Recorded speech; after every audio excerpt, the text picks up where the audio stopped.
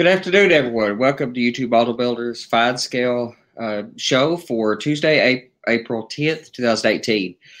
So we got Ralph Lloyd with us, as Johnny as always. Tonight we're going to talk about cheating a bit. So we'll get started in just a minute, get caught up on what we've been working on, and kick the show off for the April Fine Scale show. Thank you so much. We'll pause a moment for station identification from Johnny. All right, I want to say go to YouTubeMallBuilders.com. There you can check the schedules for the Tuesday, Wednesday shows. Those start at 8 o'clock Central, 9 o'clock Eastern Time. The Thursday shows are at 9 o'clock Central, 10 o'clock Eastern Time. And we got a busy week this week. Tomorrow night is the reschedule for the Arduino show because last week I had a computer to go down on me and was not able to stream the show, so we had to reschedule that one for tomorrow night, which will be 8 o'clock Central, 9 o'clock Eastern Time, and then we'll be Thursday will be the Johnny Mall Train Talk show. So with that said, I'll turn it right back over to Andy, and it's all yours. All right, and hopefully everybody's had a pretty productive winter. I mean, most of us get more done in this time period of the year. A lot of people do.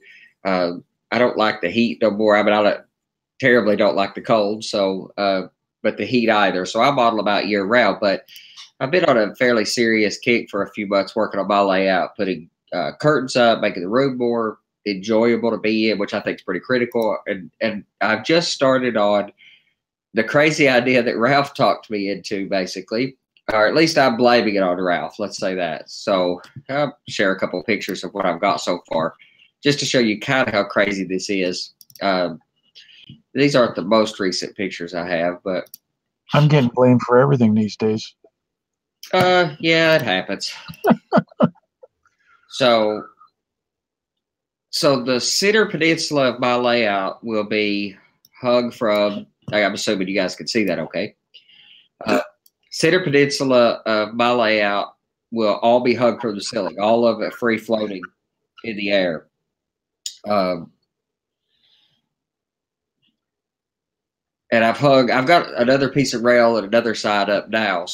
But that's the first start of what I've been working on, this crazy idea of hanging the entire top deck and the middle deck that'll be at about the same height as the current layout will all be hung from all thread up into the ceiling, up into the truss system above. What other thing? Let's see. What other thing I've been working on? And here in a moment, while others are talking, I'll find the prototype picture of this too. I've been working on this where the depot goes, depot, whatever. Trying to match a prototype picture of how this was put together for the city scene. Because my goal has been on the Fine Scale show to do quite a bit of this city scene on with you guys, but in my defense, there's a lot of work to that. I mean, tree modeling is up. There's a lot of work to the rural modeling or mountain modeling as well, but the city modeling particularly. What have you guys been up to, Ralph? What have you been doing?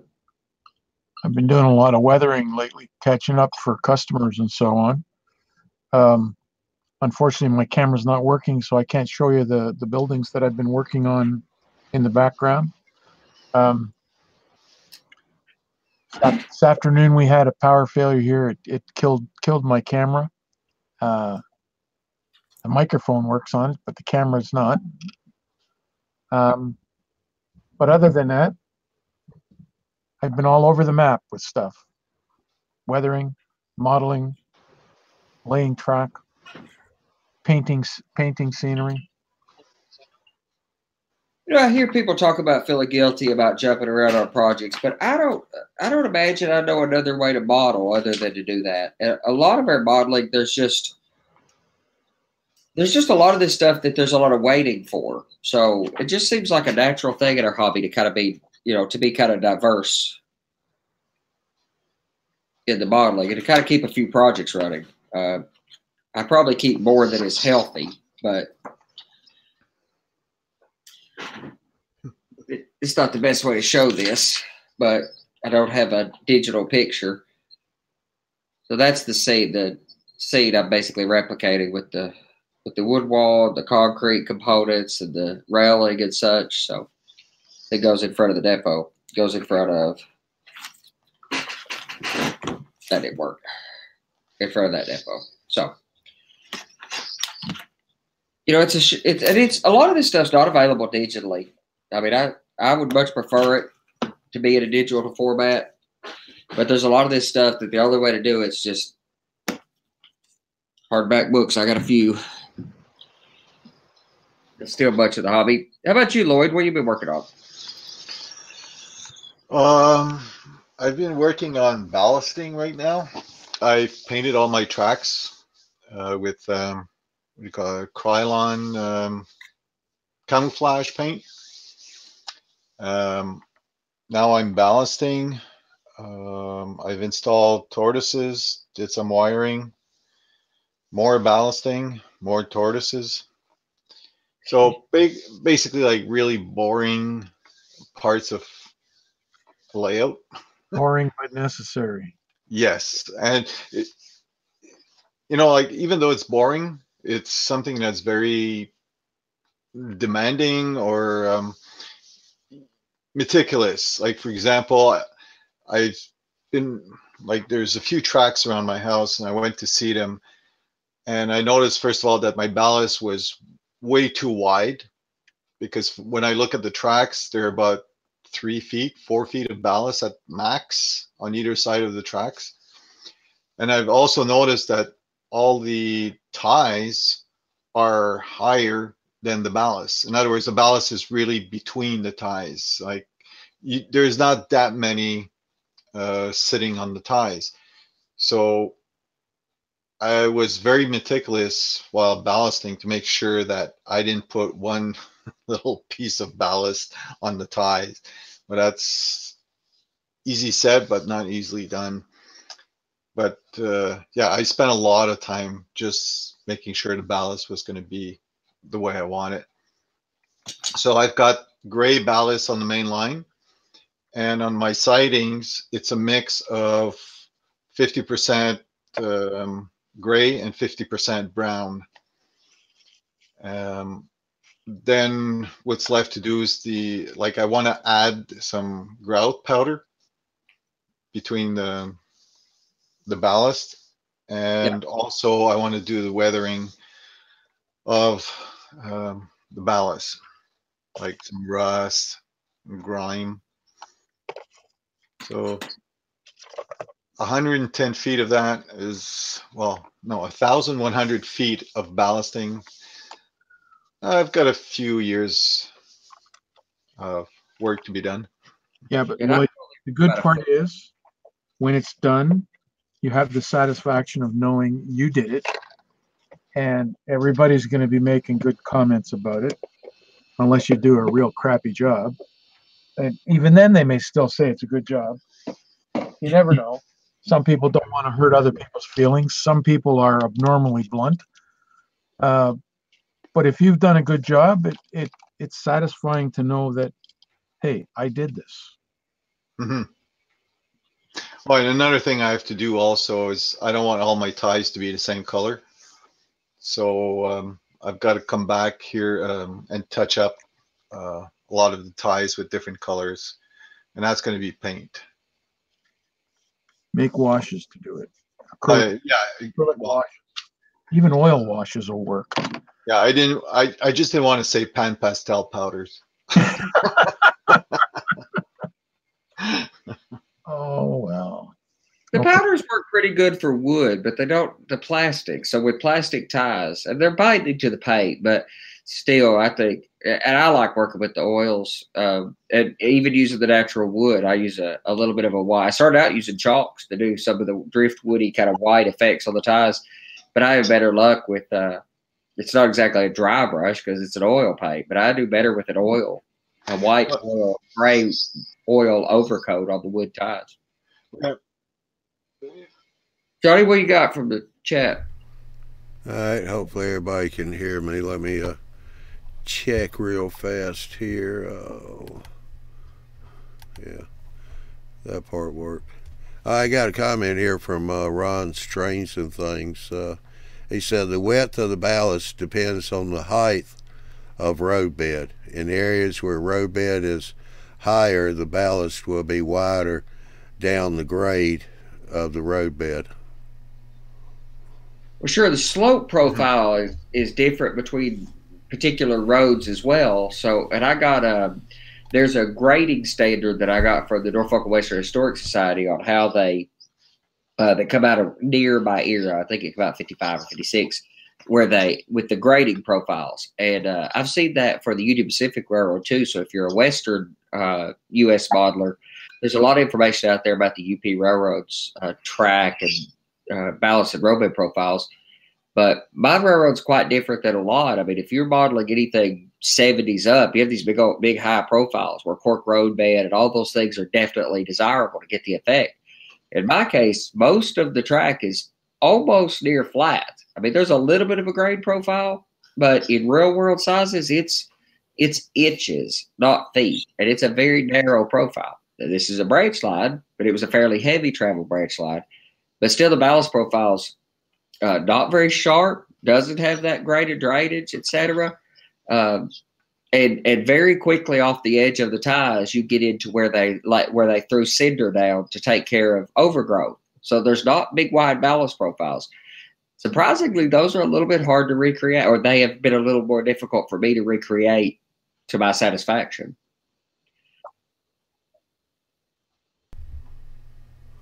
Okay. Dwight is asking, how did Lloyd handle painting his turnouts? Well, I had a guy that came over to my house and suggested that I use the Krylon spray paint and just spray it all over. But before you do, make sure that your turnouts are wired. So what I did is every piece of track is wired. So all my turnouts are wired to the bus line. And what I did is I cut a piece of styrene and I've put it between the, what do you call them? The points? The points, between the points so that they wouldn't touch. And then I sprayed everything. Then I came back with a piece of, come on, Ralph. Emery paper? No, masonite. File? A masonite board. Okay. Dipped in, again, Ralph. Lacquer thinner. That's it. Lacquer thinner. And and basically passed it over the rails. and to make sure I was only doing sections of maybe 2 feet wide. Yeah. And then just to make sure, I passed a piece of sandpaper, which is 400 grits. Like I don't call that sandpaper really, but just to remove the last parts of paint that I was able to see. Mm-hmm. And then I tested my locomotives on it, and there was no stops, no jumps or everything. When I knew everything was okay, then I would go to my next section. Okay. I think the other thing that Dwight is getting at, it depends on the turnout that you're using, because sometimes the point rail is not powered until it touches the stock rail. Yeah, power routing. Yeah. Yeah, it relies on that contact with the stock rail in order to pass power through the turnout, whichever way you're going. Okay. Because I know that my wires are, let's say, in the middle of the turnout. Yep. That's where my tracks are wired. Okay. See, like if you use a fast tracks turnouts, the points are powered. Okay.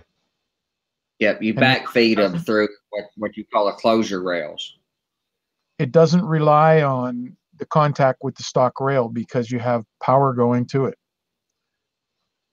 And I would say do that to a commercial turnout too. Just you know, it doesn't need a lot of power. You could use a magnet wire, and since my turnouts have to be hinged point, not all of them, but a lot of them have to be hinged point.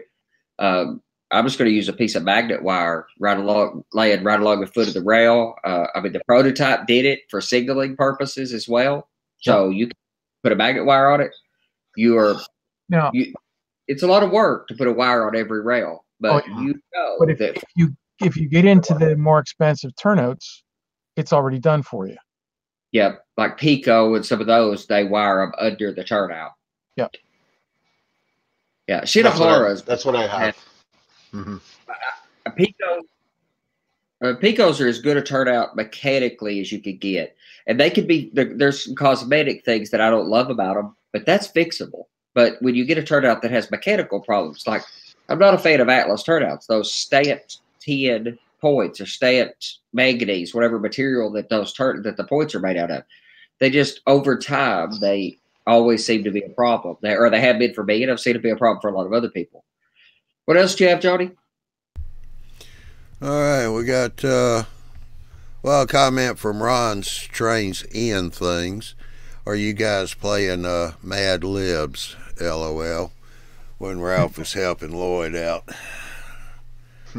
on terminology? Nathan here is, which is something y'all talked about doing a little later on, but I guess a quick answer to this would be good for Nathan. Which is better, Elmer's glue or Woodland Scenic cement to glue down ballast? Well, on my part, I guess I learned from watching videos. It's 50-50, 50 white glue, 50% water, and 2 dabs of soap. And before applying my my glue, I wet all my ballast, so that the glue just sinks in with wet water. Just don't put too much glue. What most people do is they saturate the stuff with glue. Just don't. Be a lot more liberal, or I mean a lot less liberal with how you apply the glue. But you got to get it good wet, or you end up with this crust on top of it that gets hard, and it doesn't take long before anytime you touch it, the top kind of flakes off and you're into loose ballast. It's a tough thing to get right.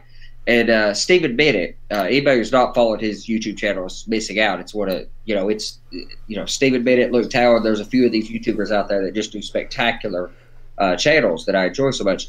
And the way he does his, he does an undercoat of ballast. He paints, does it, which I think's incredibly valuable to paint underneath, and then he does a coarse texture underneath, so it gives it some bite on the sides of the roadbed slope. So you don't have to pile so much ballast on it, and you don't have to widen the slope out so wide. You can keep a little sharper slope, and you're kind of doing the ballast in a couple layers, and not having to get the ballast so thick that it's impossible to get the glue to penetrate correctly.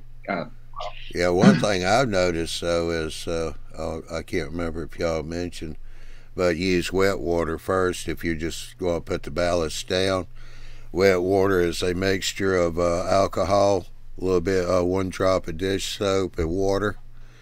Yeah, you spray the ballast first with that, because what happens is when you put your 50-50 mixture of glue, it will actually soak into the ballast. It won't sit on top. It helps. Yeah. It's what they call breaking the water tension. Yeah, for strictly you guys that speaking, have motorcycles, they sell a product called wet water that you use in your cooling system. Yeah. Yeah, I think that's a little bit different though. But it works. And strictly speaking, and you can buy a wetting agent that what do they call it, suffocant or whatever, that adds that makes it a scientific term for what that's actually doing, that allows it to penetrate things. And strictly speaking, wet water is just water that the surface tension has been reduced on. So does that for you. So just water and suds.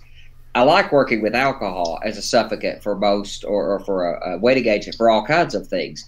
But it doesn't always work with PVA as you would expect. It often coagulates or gelatins the glue. So you've got to be careful using a lot of alcohol on a lot of PVAs. And I don't have anything necessarily against using Elmer's glue. It's worked for years and years and years. I use a dry method with my ballast, using a dry adhesive mixed with my ballast. So all I have to do is just soak it in 50-50 alcohol water, and it sets up hard as concrete because it's a grout adhesive. But it stays slightly rubbery, so things can expand and contract without it breaking. We're talking about doing a show on that. So if you guys are interested in a few of our techniques about ballast, let us know in the comments or in some of the regular chats, and we'll put that show together for the future. I've got a question, Ralph. When you're saying wet water, I've never used wet water. Mine is just plain water. That is wet water. All you're doing well, is no, if it's just plain water, it's not wet water. Right. All you have to do. It has to have soap or something like that, dishwashing liquid, which breaks the surface tension of whatever it touches. When water goes on something, you'll see it beads. It forms a ball. When it has that, mine doesn't. When it has the soap in it, it spreads out more. Yeah, reduce. Okay, let me just explain. The way I do it is my spray bottle is a mist. Very the water goes in right away in ballast. My soap, my 2 drops of soap is in my glue. So when I finish spraying, I go over 2-3 times spraying water. There's no beads, nothing. And when I put my soap, my glue, it just soaks in, really soaks in right away. Well, I've never had any problems. Well, that's because the soap is breaking the water tension, the tension on the water. You can't count on it in the glue to do the job the water's supposed to do. Especially underneath, because what happens when you spill water or when you overfill a glass, there's an edge to that water where the molecules of the water are binding together and not allowing that water to break free and just lay flat. It'll have a little bubbled edge to it, you can see. That doesn't necessarily happen with highly porous surfaces like down in that ballast. But when it's on the plywood subbase or whatever you're using for road bed, its ability to bind to that plywood, it's not going to want to. It's going to have that surface tension. You're probably correcting that with the soap that you're adding to the glue. So when you add the glue, the surface tension is breaking. But you would improve. It would have to improve the performance, even if just in theory. Even if in practice it didn't make any difference. In theory, it has to improve the performance of your method if you had a single drop of soap suds in your water. Or any kind of suffocant. Alcohol work. That's why I like the dry method and just using alcohol, because alcohol doesn't have that surface tension tendency like just straight clean water does. All right, I got one more. When I do my ballast, I use alcohol as my wetting agent. I do too. I don't worry about it coagulating the it never has done that for me, so it works well. Okay, is it probably because of the spray mist? The mist is so. No. Anyway, Johnny, I was gonna share a picture of my ballast. Please. All right, get down with that. I got a question from Sam Cool.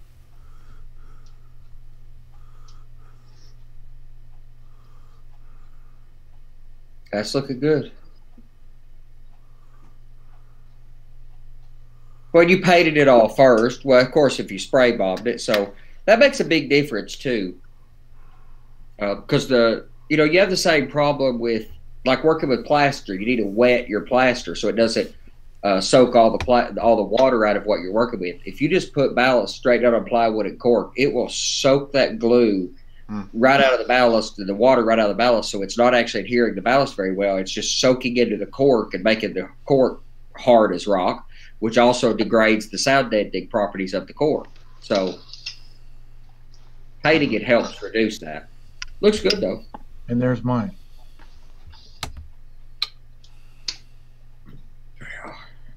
I got a picture. My ballast is crushed concrete, basically. Crushed concrete. Crushed concrete. I go to the. I've been using this centers that when they're doing road work and so on, and they break out concrete sidewalks and all that stuff, they don't dispose of it. They take it to the places that crush it down to take the rebar out. And I go and I sieve it down to the sizes that I want. I get my ballast for nothing. Is that a main line? That is. That's a main line? That's my gauntlet track. It's part of a main line.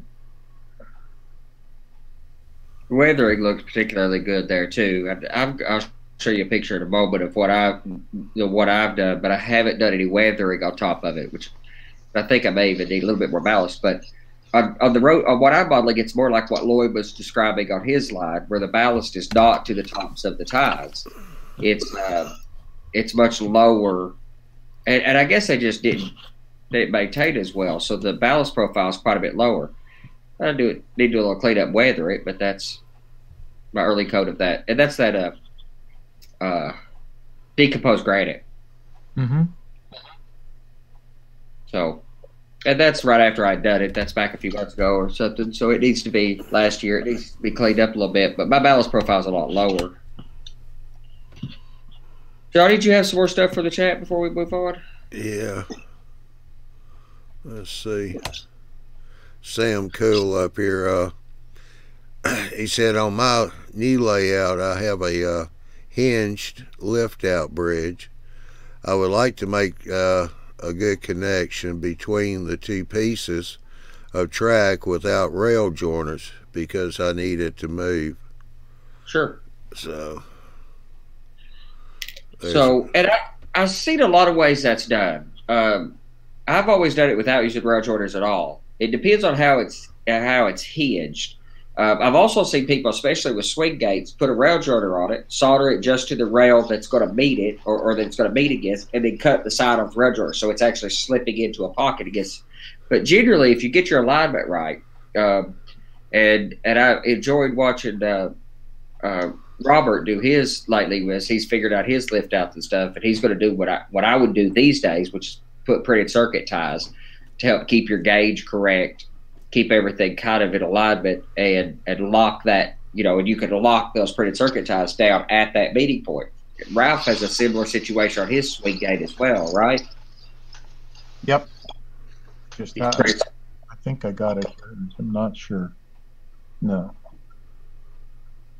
It's hard to beat the printed circuit ties mechanically. I'm not in love with the cosmetics of them, but around the lift out, you're having to hide that anyway. So I didn't use a printed circuit ties. I used an actual printed circuit board, and because I had two sets of rails going across, it was probably about 4 inches square. I put it across the gap, soldered my bare rail to the copper circuit board. I then, with a Dremel, cut a line down the center for separation, plus minus. And when everything was all lined up with my track leading into it and everything else, I finally took a Dremel tool and cut right along the joint of I have a gate rather than a lift out. So I cut the opening for my gate, and I put guardrails in. Every time it opens and closes, it lines up perfectly. I'll see if I can find some pictures. I may not have it right handy right now, but I'll see if I can find some and show you guys. I think the guardrails are a pretty good idea too. And there's some ways to help you hide that. I'd always planned the lift outs that go across my doorway as just that, as simple lift outs. And after seeing Kim Patterson's work on that, I was pretty sure I was going to use magnets to hold them down into position. I couldn't do a swing up like I've always done in the past. I've done lift up on hinges before, and I was just going to do a simple lift out. But I may still end up trying to do a swing gate. I'm not.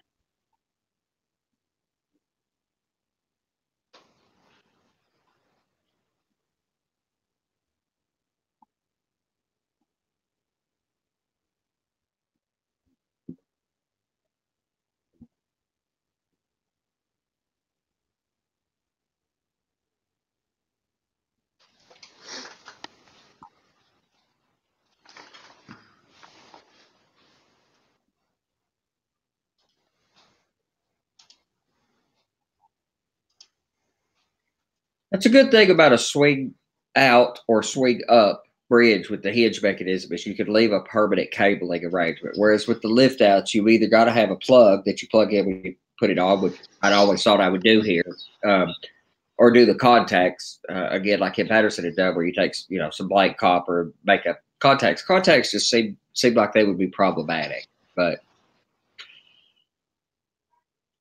I guess.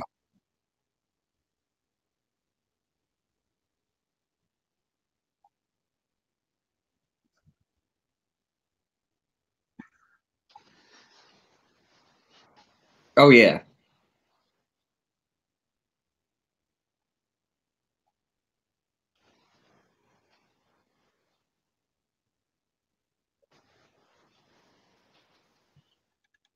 Well, one last comment on the ballast before we move on to the next stuff is I'm not a fan of Elmer's glue. I think most people who've hung out with me in the regular chats have talked about that. Oh, that's spectacular. That's what I do. Yeah, that's probably the way to do that. The guardrails really make a difference in smoothness as well. All right. It turns out nobody could hear me. I forgot I had the mic muted. Just real quick, before Ralph starts this, if you don't mind, Ralph. I was just saying that what I did on the lift up or what I'm going to do on the lift up at John's layout that I'm helping, I'm just going to solder power wires to the main line and give myself enough slack and solder them back onto the track that's on the lift up so that when it goes up, the wires won't get pulled real tight. That way it stays powered all the time. I don't have to worry about it. Then when he puts it down, it'll be set so it realigns with the other side. And you just keep going. Yeah. All and right. on mine, I set wires down below the hinge. I'm about 5-6 inches down.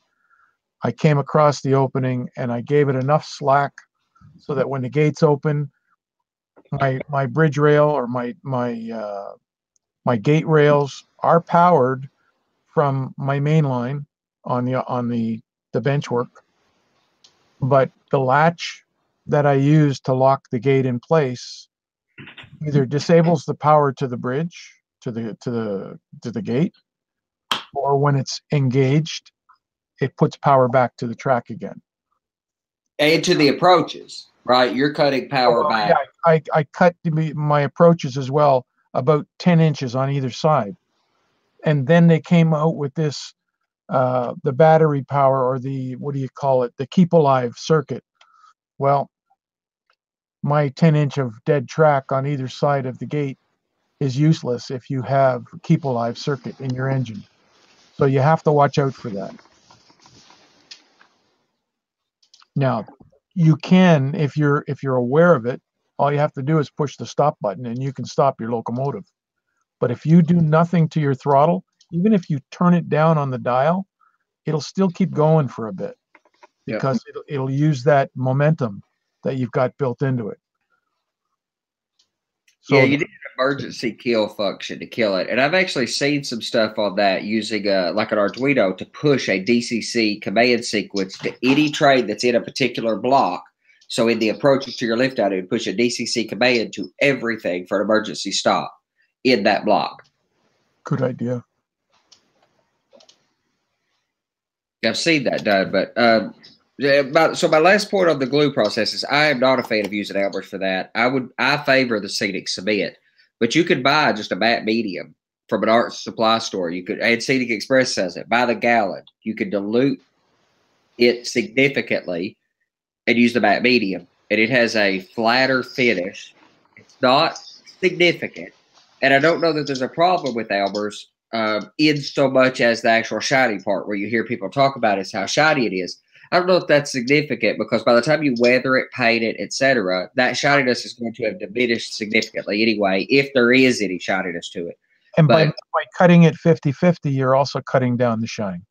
Absolutely. I like the matte medium a lot more for how it applies, and it doesn't like Elmer's glue has a tendency to soak into the cork if you have cork, or into the Hobo stone if you have that, because they're incredibly porous materials. And they degrade the sound characteristics. Yeah. And if you want it sound deadening, they're going to hurt that. And painting it reduces it, but not completely. So what's the main reason for why you don't want to use Elmer white glue? What's the main reason? my biggest reason is the sound deadening problem. So it soaks into anything you have that's porous, which is pretty much anything you're going to use for sound deadening, except maybe foam, and it degrades the sound deadening property. Like if you take a piece of Hoba soap and paint it with glue, it will be much louder. It becomes a hard surface on top. Whereas matte mediums it's an acrylic product, an acrylic medium. It stays a lot malleable, so it doesn't degrade the sound properties as bad. That's my biggest reason. Shininess and stuff is another one. Working with it's not as messy.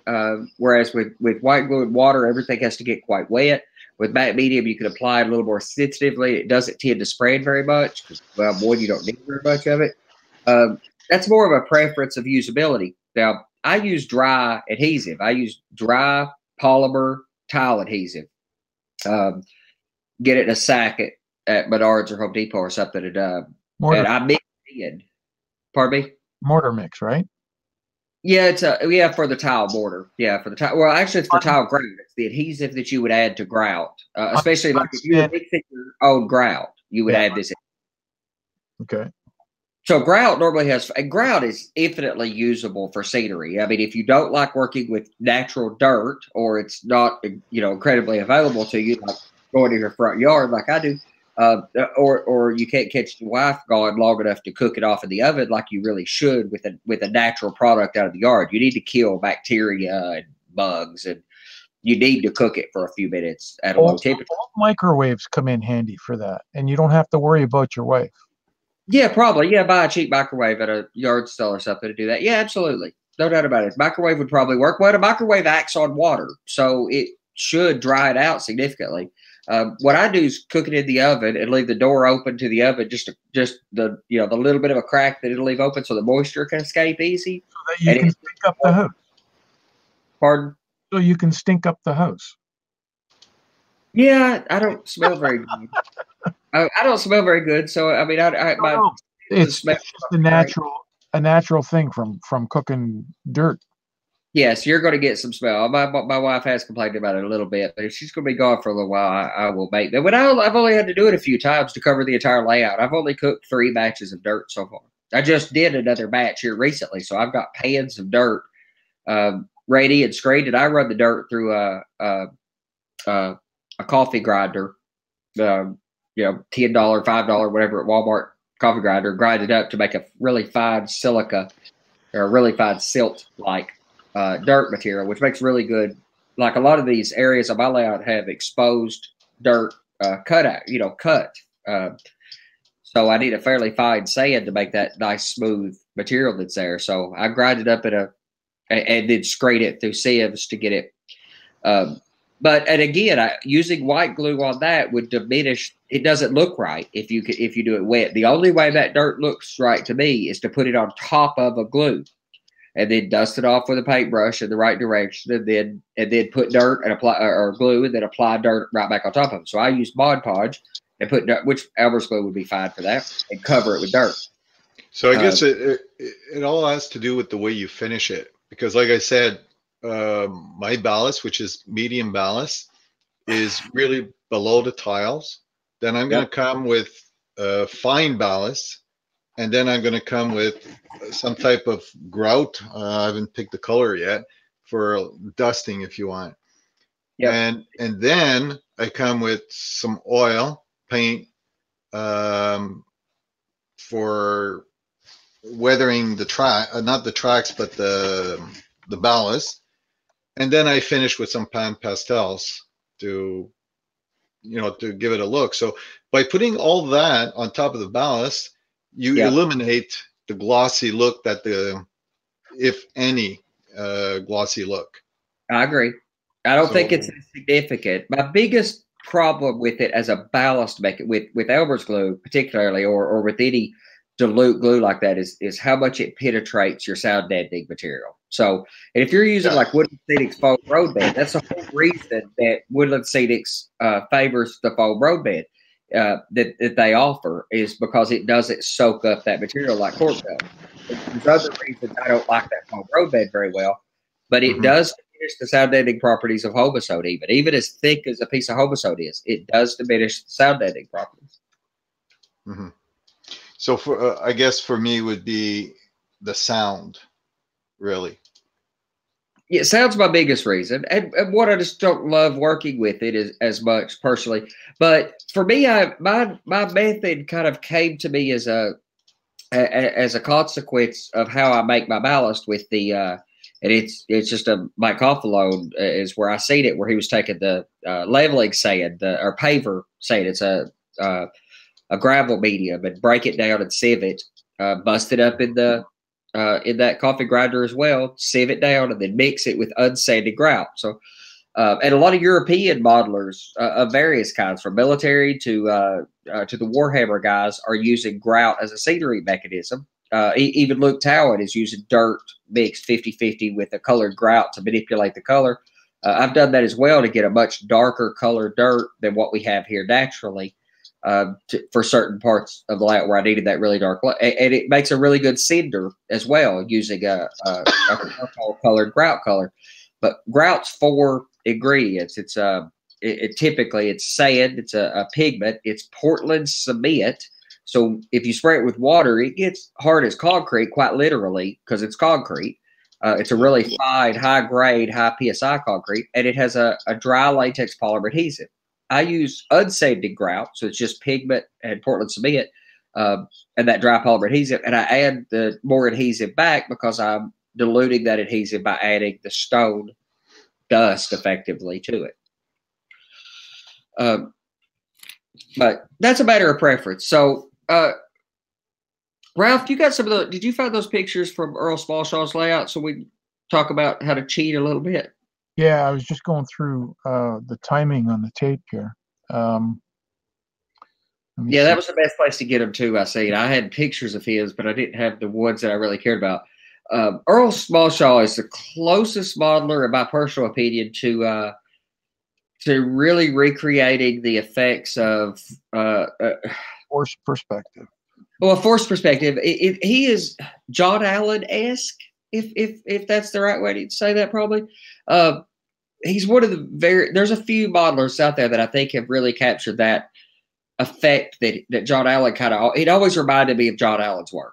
So, and he does a lot of force perspective, but he does a lot of cheating. And that's kind of the point of this one is there's a lot of structures that are a wall or 2 walls, or, it may be quite mismatched and all the selective compression back at some distance. He done a real good job of that. Now, this is a series of 4 videos that he did. And what I'll try and do is put them on my YouTube page. I'm not sure if they're there now, but if they're not, I'll try and put them there. They are roughly about 20 minutes each. So he's modeling the Mystic in 1925. Let's see, up to 1 minute. Now, this was a clinic he did, right? I've seen these. So this includes town planning, modification to DPM kits, force perspective, fool the eye techniques, and his fool the eye techniques are spectacular. He runs roads and grades and so on that you wouldn't normally do, but it looks so realistic that it's like you're looking at a perspective drawing, and it's right there in front of you, done in about 9 or 10 inches.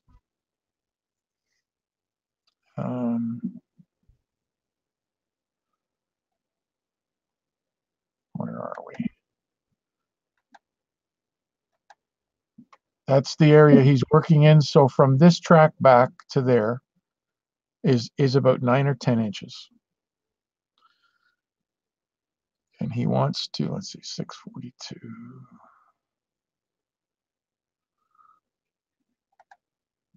No, that's not it. So he starts adding the road, a little bit of, you can see he's got one small building here. And I think it stays, but he's working into force perspective. So what he does, he doesn't do a full building, but he'll do, first of all, he starts off with an HO scale building in the foreground. The next one is this, which is slightly smaller. And then slightly smaller again. This is N scale. So he's gone 2 sizes in between. And than the last one, which is even smaller than N scale. And as you move back, you don't have to put the same amount of detail in, which is his theory. And it makes sense. Up front and the second one back, he puts window mullions in and so on. But then he doesn't put them in the other ones. He'll only put maybe the horizontals instead of the verticals.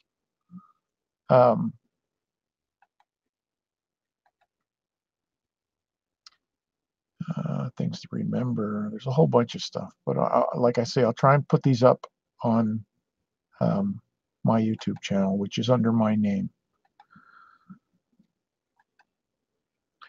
So there's one building he's done. There's a dime. So he's only got the verticals in the window, no the horizontals, but no verticals. And it's very undetailed. Let's put it that way. The painting is just a little bit of dry brushing, a little bit of color to fool the eye into thinking that it's what it is.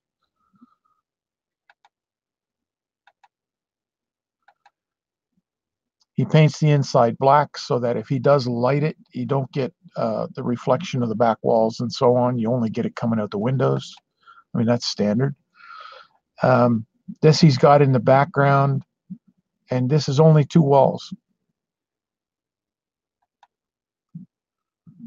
He does it in styrene, he does it in cardstock, whatever he's got available. Styrene, to me, makes more sense to work with. It's easier to work with. Make sure it's installed the way it should be, vertically, level, and so on. And you can see the size of that thing compared to his hand in that square. There's some more of the buildings. This was the best trick of all. He took one of those small buildings and placed it right behind one of the large ones. So there's his small buildings in place. He brings this here, which is a DPM kit, and added a little shelf for another building on the back of it. And there, that's what you see. Once he puts trees and scenery in, you can't tell. You'd swear that scene is a mile deep. But it's not. It's done in 9 inches, which this totally floored me when I found out what the depth was of this scene.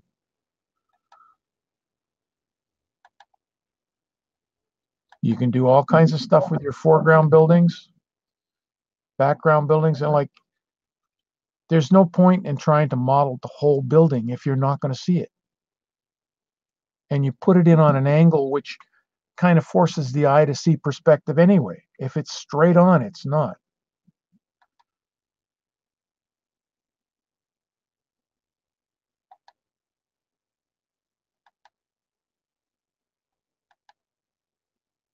Now, he did this kit in full scale, and he also did it in, what do they call it? Selective compression, so that it's not as big as it would be, but it's still in HO scale.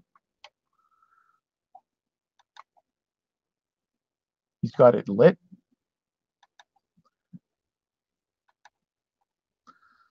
He does the window treatment on the windows.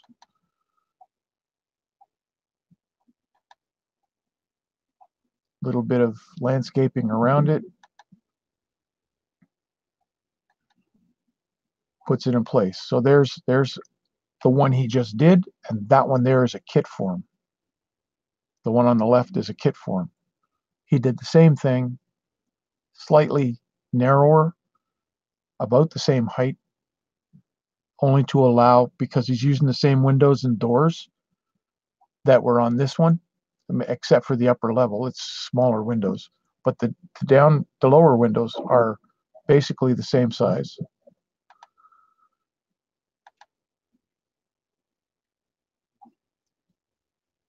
So now you can see this is the building that's was on the block of wood. The other buildings are in the background, the barn with the silo.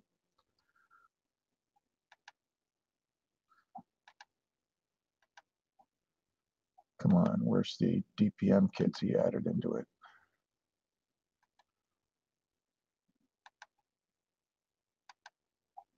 And he's not really super detailed with the scenery, which he doesn't have to be in that case. There it is with some lighting. And it looks like it's going to go into the second video. Okay.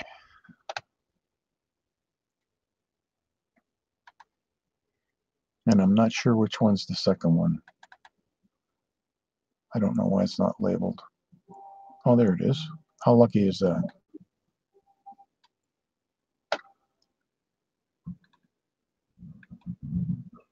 So he starts doing his DPM kits, and he doesn't do them as a straight line. He gets creative, cuts walls here and there,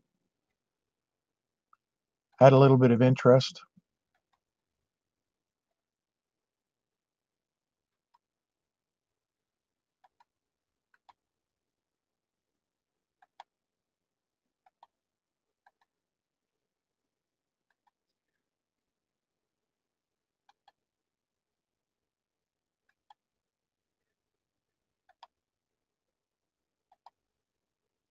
Again, painting the inside, taping on some window treatment in the background.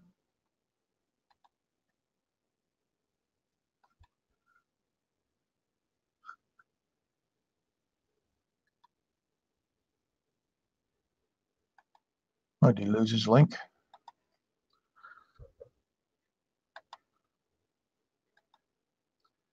But I mean, he's done all kinds of stuff. This is just some piano wire that he made an awning with, using aluminum foil and what they call pinking shears.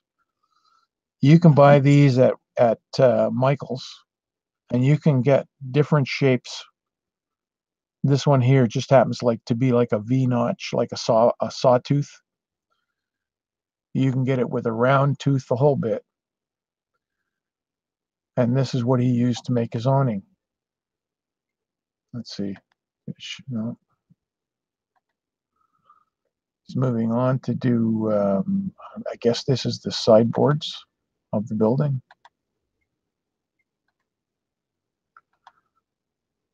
Oh, it's the roof.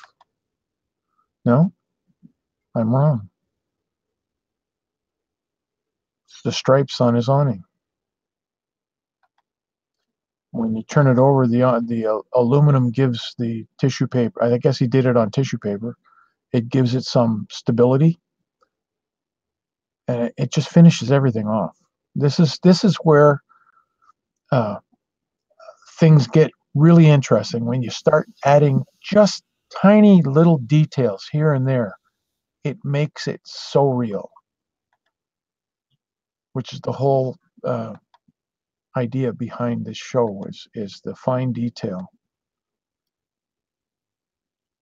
And anybody can do it.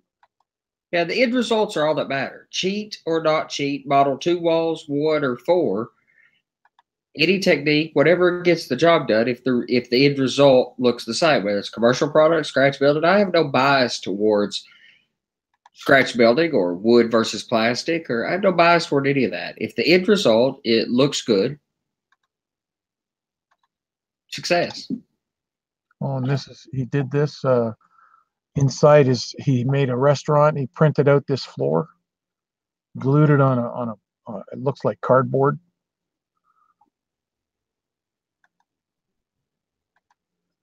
Little bit of dirt, made some chairs and tables. Since we're talking HO, it doesn't have to have great detail.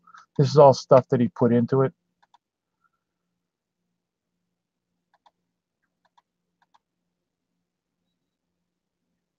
Little Katie's Cafe. It's convincing to me.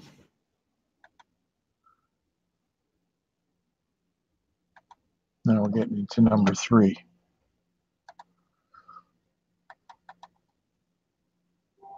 Number 3. These were originally on Model Railroad Hobbyist magazine in their theater section. And when I saw them, I said to Joe, I want to download these. He says, go right ahead. That's what we put them there for. So there's his scene I guess it's not complete, but you can see how that scene goes off into the distance, goes back and up at the same time. And it's just a matter of strategically placing some foliage, trees, whatever it is you use to make it convincing. And you can see over here behind the Gin Brothers, I think it's Gin Brothers. That's the little house that was on that wooden peg.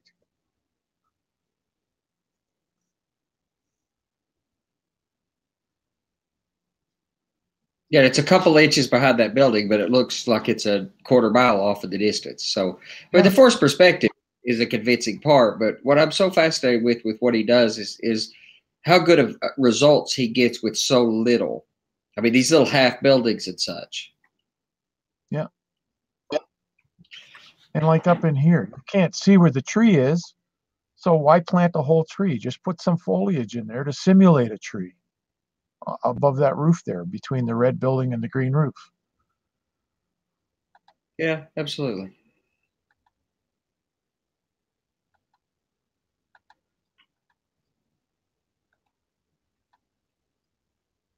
Add roof details. Forget background buildings. Yeah, for a skylight or something. It's kind of what it looks like. No, it was for interior. Oh, yeah, okay, machinery. Put it behind the window, far enough behind the window so that when you put your lights on, it's a silhouette of something that's blocking the light going out there. You see that? Yeah, it looks like a bunch of stacks of boxes. Yeah, I'll have to give that a shot. I hadn't seen that. It's been a while since I watched this video.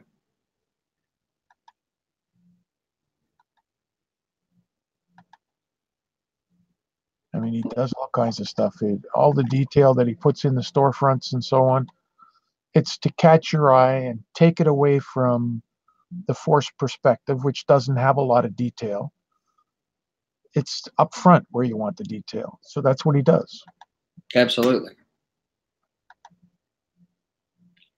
But it's forced perspective. People forget forced perspective is a lot of things. It's not just using some in-scale structures in the background. It's not as simple as that. It's angles and vanishing points and diminished foliage. Like I could dim ground foam a lot, but I use ground foam right against the backdrop, and then I come forward with like in-scale leaves, and at the foreground I use the fairly large leaves. So you get, because it's not so much that things just look smaller, but that the detail diminishes as you go away. So you need to, if you only have a foot or a 2 foot deep layout, you need to degrade the detail on purpose. Degrade the detail. Things need to look more hazy, foggy, less defined. And see this here, he's cutting window screen in the shape of a sawtooth, shark teeth, whatever you want to call it. And basically, when you lay that down on its side with the points up, it's background trees that he'll spray with a little bit of glue or hairspray and drop on some ground foam or whatever to make a background tree. And Joe Fugate uses like a furnace filter material, points it like that, and uses it behind his trees as a backing, very similar to what he's doing here. Yeah, looks like trees from a distance. And if it's in behind a building, it's not detailed. You can add color with an airbrush. If you're not happy, you can add color like when you build your trees, the lighter colors are usually on the top and the dark underneath the branches. You can do that with this too. Spray from underneath. Don't spray directly at it. But you're modeling the sunlight. Yep. Painting the sunlight. So that's all those same trees. It's not the greatest picture, but there. It was 2009. And this is a picture of a picture on a projector. So. Okay, and it goes off into 4. I think that's 4. Yep.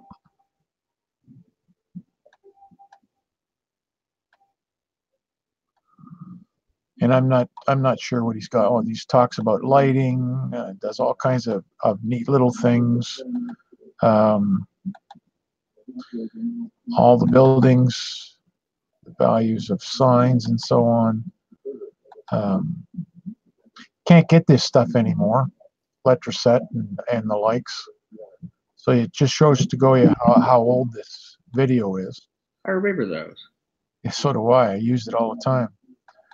And he collected a lot of this stuff just for the signs, the names, the company names, and so on, and made signs out of them. Now his way of doing signs is a little different than mine, but for him it works. He peels off the back, which it takes a hell of a lot of practice to get it to work right every time. A tremendous amount of patience. I've done it that way, and sand did the side, and I had to sand 3 or 4 of them before I got one successful. I did it, but it took me a few. When you sand through after working on it for 20 minutes, a half an hour, you sand through and you get really frustrated. Yeah, and forget sandpaper. You have to use an emery cloth. Sandpaper just tears it up in a heartbeat.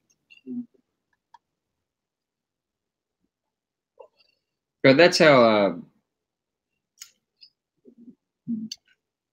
like the Franklin South Manchester, that's how he's done his as well. Mostly is you know sand dig the paper down, which is an incredible testament to his patience because that's difficult.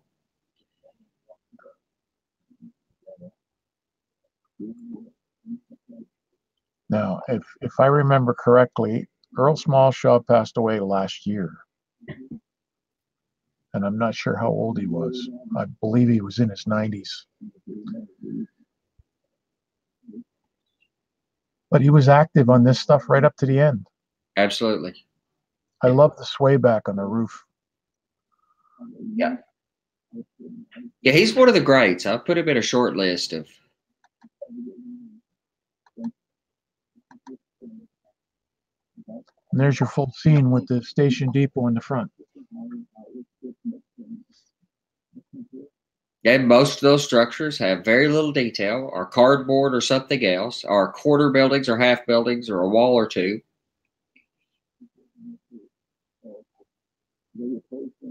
I've taken that as inspiration for the latest building I've been working on as well.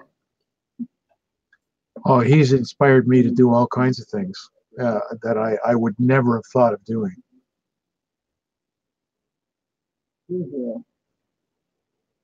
Like that walkway in front of the depot, the boardwalk. Yeah. I have that all around my harbor scene, and it looks spectacular. Just I haven't finished my harbor yet.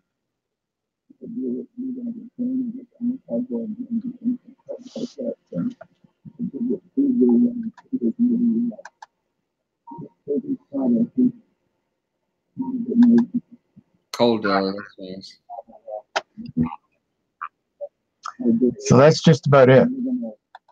Yep. So this, let me show you the building, which we're running a little bit long, but that's all right. We'll cover. I know this was some good material to cover.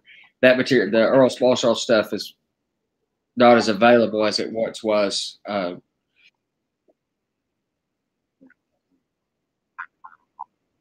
Oh, pardon me. Yeah, so Earl Smallshaw did pass away in January of last year.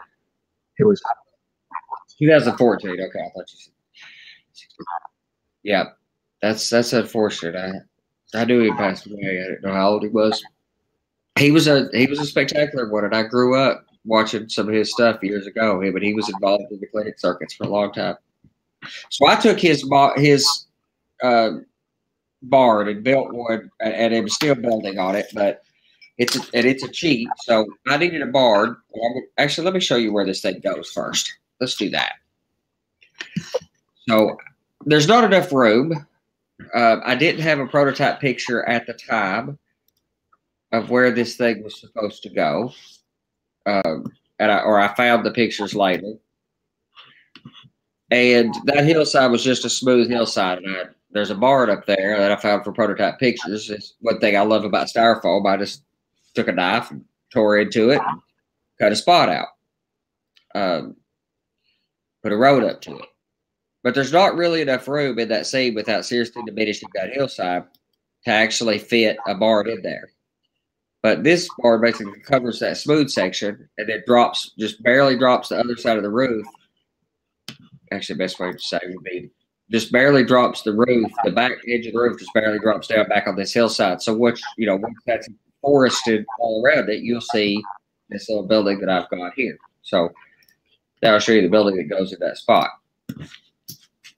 So I built, and it's got some forced perspective. Again, this is Earl Small Shaw's. So it is not at all straight or level or square in any way. It's twisted in every direction, so it has a vanishing point. So as you're up on that hillside and it's all twisted at an angle, and it's shrunk and it's all scratch built. Of course, at the time I took a little bit of wild hair, built all the framing members for the roof system and everything, which was obviously not necessary, but because there's no way to open the building. But I thought I'd be able to see it better from under the edge of it, modeling all the correct framing members. It was a good test case for some scratch building for me anyway. But that goes up on that hillside, and I'll go plant the building where I have it already, and then take the camera over there in just a moment. And that was Ralph's suggestion, I believe. So I don't me and him talking about this, and I was trying to figure out how I was going to carve enough out to put a barn up there. And I would have basically had to top that hill and put some trees and forest up there, and to recreate the rest of that hill that should be there, it would have had to be on the photo backdrop, and that was hard to believe that I would have been able to pull that off. Well, that's when we started exploring the Earl Small Shaw stuff. That's right. And so I took a wild hair, started scratching. Just to clear it up, Andy, the right side wall of that is longer than the left side wall, correct? Absolutely. Yep. Let's see if I can get it. If I can get it in a position where you could, it's hard to get it in a position where you can tell how much it's diminished, because it's at least a 1/4 inch. And actually, I didn't initially do that. I have shaved it at least twice, because I keep thinking, as I exaggerate it, I keep thinking it's going to be too much. And the more I diminish it, the better it starts looking. Yeah. The more that I force the perspective. It's exaggerated, which Earl Smallshaw was pretty good at doing. It's a quite exaggerated perspective, and it was driving me crazy. And I had to model the hillside. That's not really very well in position. But I even had to model the hillside with a slope on it to make it believable. But it looks like it's off in the distance. And the building is almost square to the front edge of the layout. But it looks, to me, in every way I get a view of it, it looks like the building's pitched, back toward the valley, like it should be on the prototype. And I'm still figuring out how I'm going to work this wall in and how I'm going to hide it. And that's why I haven't finished that. I'm trying to figure out the doors arrangement on it. And then the hillside, the top edge of that little roof, in that little bend at the top, just pitches straight over to the hillside. And then it's, heavily forested around it. So it'll disappear right into the hillside. I'm incredibly impressed with how simple a thing it is. I mean, how, as everybody knows, I tend to overdo a lot of things. And I'm much happier with the very underwhelming, underdone effect of cheating and building basically a single wall and half of a roof. And I'm happier with that than anything. And I even built a cardboard mock-up of an entire barn and tried to figure out how, so I could try to size a spot for it. I couldn't have made it work. I would have had to skip it. But basically building a half of a building, cheating as much as that is in cheating, worked for me. So when I started on that, that's why I scratch built that roof with all the detail underneath it, with all the correct rafters, and it has all the furring strips under the sheet metal. The sheet metal is cut to the appropriate sizes and everything, because I thought I would probably end up, that I would be building a full barn there. And I built it square. I built it a straight wall. I come back and shaved the, I'll show you. I come back after building it, because it was originally built square with the cross member going straight across where it's not painted there. And I come back and started cutting on it. I've cut it up a couple times, just adding more and more pitch to it. Maybe you get an idea of pitch as you see how the boards, how close they get to each other, how much, the difference they are over here. And that I mean, short of modeling a door and making this roof hit the hillside over there, the other side of this roof hit the hillside, there's not much more to do other than pack it with trees around it. And you know, I could have built a complete barn, and basically I've built a quarter of what I needed to build, and there's nothing else would have been visible regardless. So I've become a real fan of cheating. So I mean, it's hard to argue the effects when a single wall is adequate. So I mean, it works good for flats, but this isn't against the wall. This is, you know, out in the middle of the scenery effectively. And it's my first foray into any form of selective compression. And of course, I had to overthink it. So I had to go draw a vanishing point on the piece of board, foam core that I have up there. I drew a vanishing point and pulled or took rulers and put up there to try to figure out what the vanishing point. And it's not necessary. Cut it a couple times until you get it right till it looks right. It's right to the eye. If it looks right to you, it's right. Right. Ron's Trains and Things put a note up here. Forcing the eye to look up into the scene is key. The scene is never convincing if you look down into the scene. I tend to disagree with that last statement. It's not as easy to model looking down into the scene, but if it's done correctly, it's spectacular looking down. Yeah, see, I think you could work with any viewing angle. Regardless of what the viewing angle is, you could probably work with that viewing angle, but you have to design differently for each viewing angle. So the top deck of my layout that's going on those shelf brackets up there, it's quite a bit higher than me. Actually, I mean, it's quite a bit higher than me, and I'm almost a midget.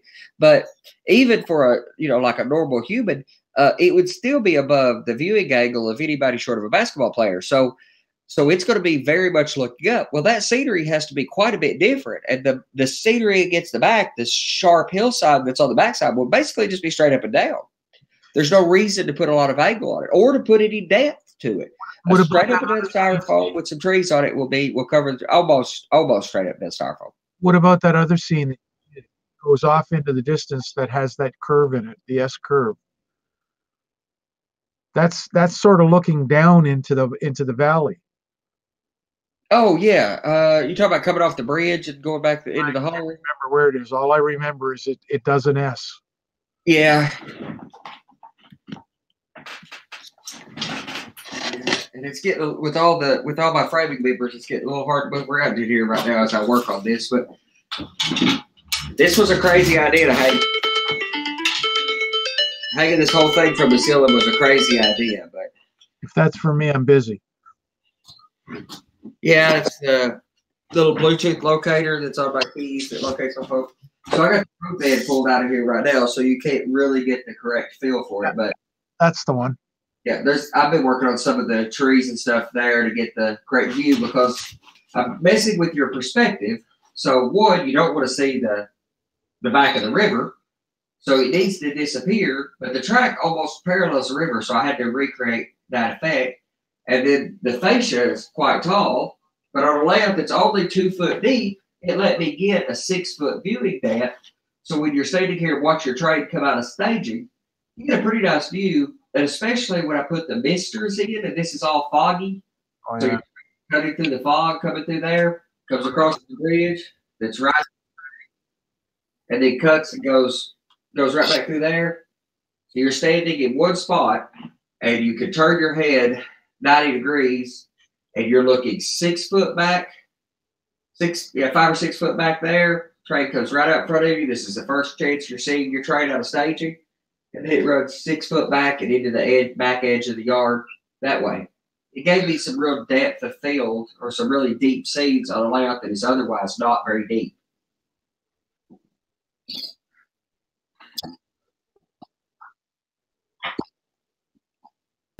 All right, Johnny, you got anything from the chat before we finish up? Yep. Where did he go? Oh, Sam Cole. What is the hill made out of, Andy? Styrofoam. It's all just it's layers of styrofoam. Extruded paint. And there's the back side of one of my modules. That was curved, and since the back edge had to be curved, I had to cut pitches in the styrofoam and bend the styrofoam around the curvature to make this module. This goes around the outside of my helix, and it's got all my trees on it right now. But I've been working on these modules and getting track down on them. That's why there's sections of track laying in the middle where they go. We're building the helix and such. So, yeah. A big project in the middle of the room right now, but it's proven to work okay. Yeah, real quick. Hopefully he's saying that and left yet. I was going to tell him to go to YouTube Model Builders on YouTube. Check out the playlist for Arduino and get Chris's email and talk to him about the Arduino controlling relays. And better still, Thursday night, I'll try and get a couple of guys to come in on Thursday night show and maybe talk about that. So any of you guys in the chat that know him, if he's already gone, tell him to tune in on Thursday night, Johnny Small Train Talk. And I'll see if I can get a few guys to come in and we'll talk a little bit about Arduino's controlling relays. Transistors, so you can do it solid state. Relays are fine if you like the noise. Well, I know we run a little bit long tonight. Anybody got anything else for us tonight? And then also, any of you guys, if you'll comment on this one or reach out to me, let us know how interested you are in us doing a show and showing, cameras down or videos of various ballast techniques, because none of us, a lot of us do it different ways. It takes me a long time to do it a few inches at a time, or, a foot at a time, but I'm quite happy with the results I'm getting. If you guys are interested in that, let us know. And we'll get it scheduled on our slate. So, yeah. All right, fellas. Thanks for joining us for the Fine Scale Show for April. Look forward to next month. Miles, by the way, is at the NAB show, the National Audio Broadcasters show in Las Vegas. So, we couldn't peel him away for us today. Yeah. So we'll see Miles back next month. While he's weathering, he goes, Junior, looks like you got some new squirrels hired. As he's talking about Lloyd being here on the show. Lloyd's a great addition to have on the show. We should have him all the time. He's always up to some kind of craziness. Good stuff. All righty. Well, I'll transition over and close it out. All right, I want to say go to YouTubeModelBuilders.com. There you can check the schedules for all the shows. Tuesday and Wednesday night shows are at 8 o'clock Central, 9 o'clock Eastern Time. The Thursday show is at 9 o'clock Central, 10 o'clock Eastern Time. All shows are recorded. They're on YouTube under YouTube Model Builders. We do have different playlists so that make it a little easier to hopefully find the show that you're looking for. If you can't find the show, go to YouTube modelbuilders.com and email Big Bill or email myself and let us know what it is you want to see. And don't forget, we do have nightly chats, so if you have questions, the nightly chats are appear.in/YouTube Model Builders. You can drop in if you got webcam, microphone, be glad to have you. Or just drop in, and if you don't want to have the camera on, leave it off, and there is a chat. You can talk in the chat if you like. All right, with that said, we'll see you tomorrow night. That's the reschedule of the Arduino show from last week. And this week's going to be Chris Healy's brother Dave. He's designed a fast clock using Arduino. And like he said, I believe it was less than $10 for the parts. I got all the parts on it. And I don't think I spent over $10 for it. But anyway, that's going to be a good one too. I like the flexibility built into it. Alrighty, so we'll see you tomorrow night, 8 o'clock Central, 9 o'clock Eastern Time. Y'all have a good night. We'll see you later.